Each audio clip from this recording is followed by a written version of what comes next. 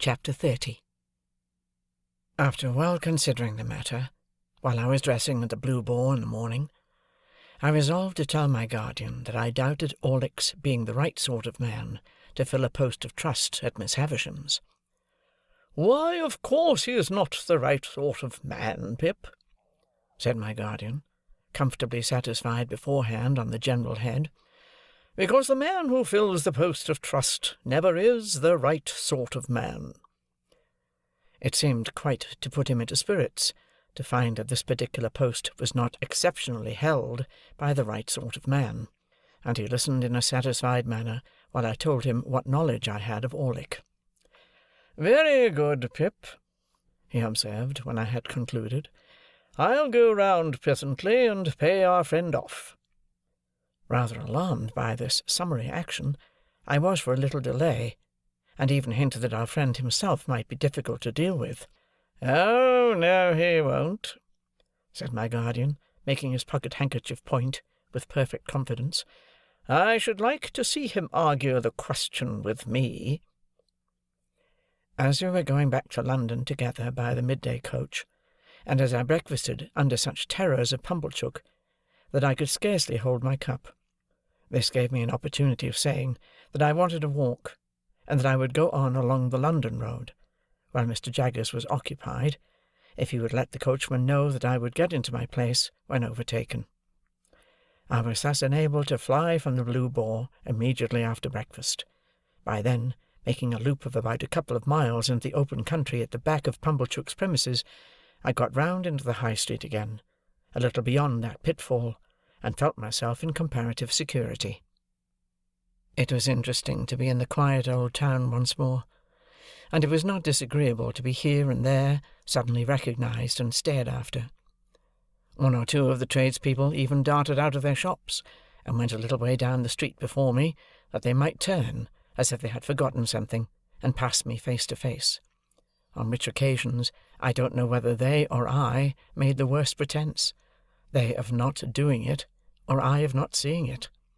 Still, my position was a distinguished one, and I was not at all dissatisfied with it, until fate threw me in the way of that unlimited miscreant, Trabb's boy. Casting my eyes along the street at a certain point of my progress, I beheld Trabb's boy approaching, lashing himself with an empty blue bag. Deeming that a serene and unconscious contemplation of him would best beseem me, and would be most likely to quell his evil mind, I advanced with that expression of countenance, and was rather congratulating myself on my success, when suddenly the knees of Trabb's boy smote together, his hair uprose, his cap fell off, he trembled violently in every limb, staggered out into the road, and crying to the populace, "Hold me! I'm so frightened!" feigned to be in a paroxysm of terror and contrition, occasioned by the dignity of my appearance. As I passed him, his teeth loudly chattered in his head, and with every mark of extreme humiliation, he prostrated himself in the dust. This was a hard thing to bear, but this was nothing. I had not advanced another 200 yards, when, to my inexpressible terror, amazement, and indignation, I again beheld Trabb's boy approaching. He was coming around a narrow corner. His blue bag was slung over his shoulder. Honest industry beamed in his eyes. A determination to proceed to Trabb's with cheerful briskness was indicated in his gait. With a shock, he became aware of me, and was severely visited as before, but this time his motion was rotatory, and he staggered round and round me with knees more afflicted and with uplifted hands as if beseeching for mercy. His sufferings were hailed with the greatest joy by a knot of spectators, and I felt utterly confounded. I had not got as much further down the street as the post-office, when I again beheld Trabb's boy shooting round by a back way. This time he was entirely changed. He wore the blue bag, in the manner of my great coat, and was strutting along the pavement towards me on the opposite side of the street, attended by a company of delighted young friends, to whom he from time to time exclaimed, with a wave of his hand, "Don't know ya!" Words cannot state the amount of aggravation and injury wreaked upon me by Trabb's boy, when, passing abreast of me, he pulled up his shirt collar, twined his side hair, stuck an arm akimbo, and smirked extravagantly by, wriggling his elbows and body, and drawling to his attendants, "Don't know yer! Don't know yer! 'Pon my soul, don't know yer!" The disgrace attendant on his immediately afterwards taking to crowing, and pursuing me across the bridge with crows, as if from an exceedingly dejected fowl who had known me when I was a blacksmith, culminated the disgrace with which I left the town, and was, so to speak, ejected by it into the open country. But unless I had taken the life of Trabb's boy on that occasion, I really do not even now see what I could have done save endure. To have struggled with him in the street, or to have exacted any lower recompense from him than his heart's best blood, would have been futile and degrading. Moreover, he was a boy whom no man could hurt, an invulnerable and dodging serpent, who, when chased into a corner, flew out again between his captor's legs, scornfully yelping. I wrote, however, to Mr. Trabb by next day's post, to say that Mr. Pip must decline to deal further with one who could so far forget what he owed to the best interests of society, as to employ a boy who excited loathing in every respectable mind.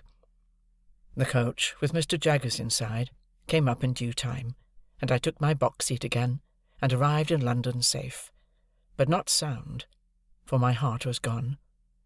As soon as I arrived, I sent a penitential codfish and barrel of oysters to Joe, as reparation for not having gone myself, and then went on to Barnard's Inn. I found Herbert dining on cold meat, and delighted to welcome me back. Having dispatched the Avenger to the coffee-house for an addition to the dinner, I felt that I must open my breast that very evening to my friend and chum. As confidence was out of the question with the Avenger in the hall, which could merely be regarded in the light of an antechamber to the keyhole, I sent him to the play. A better proof of the severity of my bondage to that taskmaster could scarcely be afforded, than the degrading shifts to which I was constantly driven to find him employment. So mean is extremity, that I sometimes sent him to Hyde Park Corner to see what o'clock it was. Dinner done, and we sitting with our feet upon the fender, I said to Herbert, "My dear Herbert, I have something very particular to tell you." "My dear Handel," he returned, "I shall esteem and respect your confidence." "It concerns myself, Herbert," said I, "and one other person." Herbert crossed his feet, looked at the fire with his head on one side, and having looked at it in vain for some time, looked at me because I didn't go on. "Herbert," said I, laying my hand upon his knee, "I adore Estella." Instead of being transfixed, Herbert replied in an easy matter-of-course way, "Exactly. Well?" "Well, Herbert, is that all you say? Well?" "What next, I mean," said Herbert. "Of course I know that." "How do you know it?" said I. "How do I know it, Handel? Why, from you." "I never told you." "Told me?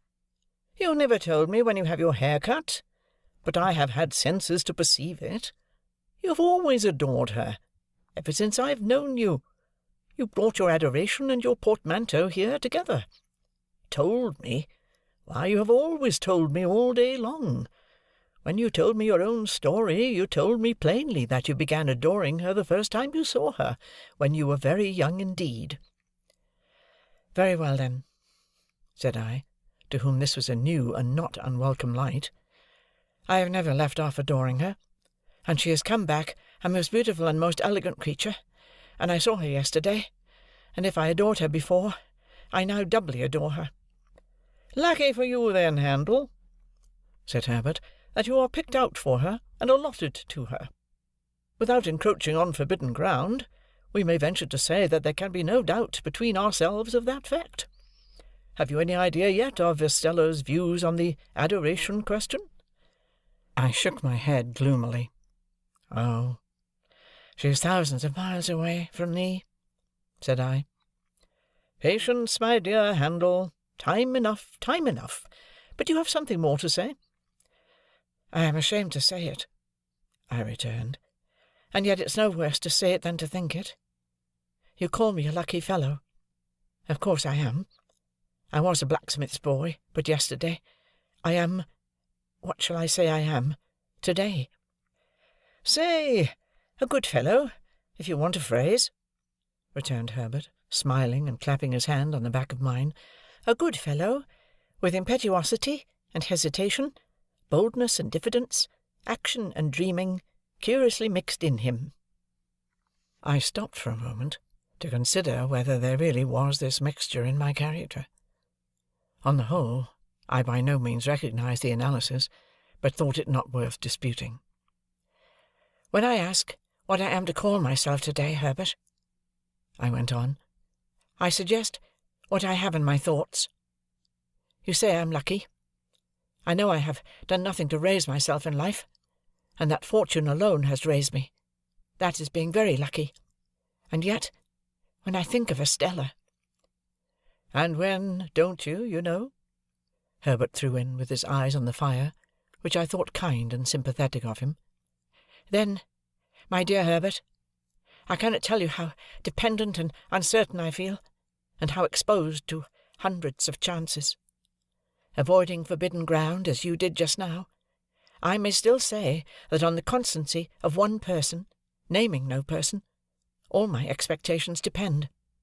And at the best, how indefinite and unsatisfactory only to know so vaguely what they are." In saying this, I relieved my mind of what had always been there, more or less, though no doubt most since yesterday. "Now, Handel," Herbert replied in his gay, hopeful way, "it seems to me that in the despondency of the tender passion, we are looking into our gift-horse's mouth with a magnifying glass. Likewise, it seems to me that, concentrating our attention on the examination, we altogether overlook one of the best points of the animal. Didn't you tell me that your guardian, Mr. Jaggers, told you in the beginning that you were not endowed with expectations only? And even if he had not told you so, though that is a very large if, I grant, could you believe that of all men in London, Mr. Jaggers is the man to hold his present relations towards you, unless he were sure of his ground?" I said I could not deny that this was a strong point. I said it, people often do so in such cases, like a rather reluctant concession to truth and justice, as if I wanted to deny it. "I should think it was a strong point," said Herbert, "and I should think you would be puzzled to imagine a stronger. As to the rest, you must bide your guardian's time, and he must bide his client's time. You'll be 21 before you know where you are, and then perhaps you'll get some further enlightenment. At all events, you'll be nearer getting it, for it must come at last." "What a hopeful disposition you have," said I, gratefully admiring his cheery ways. "I ought to have," said Herbert, "for I have not much else. I must acknowledge, by the by, that the good sense of what I have just said is not my own, but my father's. The only remark I ever heard him make on your story was the final one. The thing is settled and done, or Mr. Jaggers would not be in it. And now, before I say anything more about my father, or my father's son, and repay confidence with confidence, I want to make myself seriously disagreeable to you for a moment. Positively repulsive." "You won't succeed," said I. "Oh, yes, I shall," said he. 1, 2, 3, and now I'm in for it. Handel, my good fellow," though he spoke in this light tone, he was very much in earnest, "I have been thinking, since we have been talking with our feet on this fender, that Estella surely cannot be a condition of your inheritance, if she was never referred to by your guardian. Am I right in so understanding what you have told me, as that he never referred to her directly or indirectly in any way? Never even hinted, for instance, that your patron might have views as to your marriage ultimately?" "Never. Now, Handel, I am quite free from the flavour of sour grapes, upon my soul and honour. Not being bound to her, can you not detach yourself from her? I told you I should be disagreeable.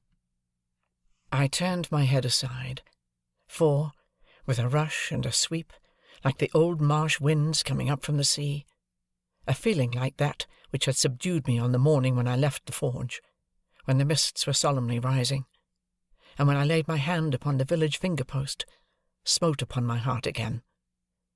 There was silence between us for a little while. "Yes, but my dear Handel," Herbert went on, as if we had been talking instead of silent, "its having been so strongly rooted in the breast of a boy, whom nature and circumstances made so romantic, renders it very serious. Think of her bringing up, and think of Miss Havisham. Think of what she is herself.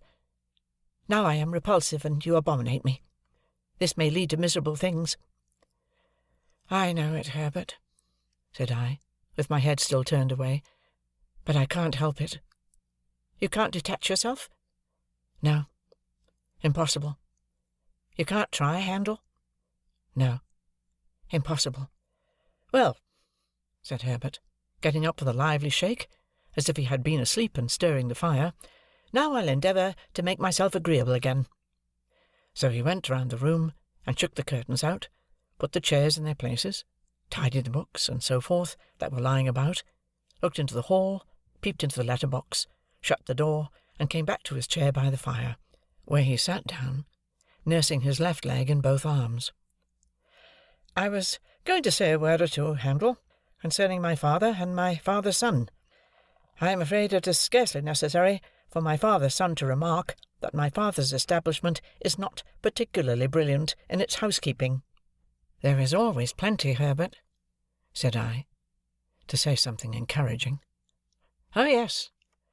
And so the dustman says, I believe, with the strongest approval, and so does the marine store shop in the back street. Gravely, Handel, for the subject is grave enough. You know how it is, as well as I do. I suppose there was a time once when my father had not given matters up, but if ever there was, the time is gone. May I ask you if you have ever had an opportunity of remarking, down in your part of the country, that the children of not exactly suitable marriages are always most particularly anxious to be married?"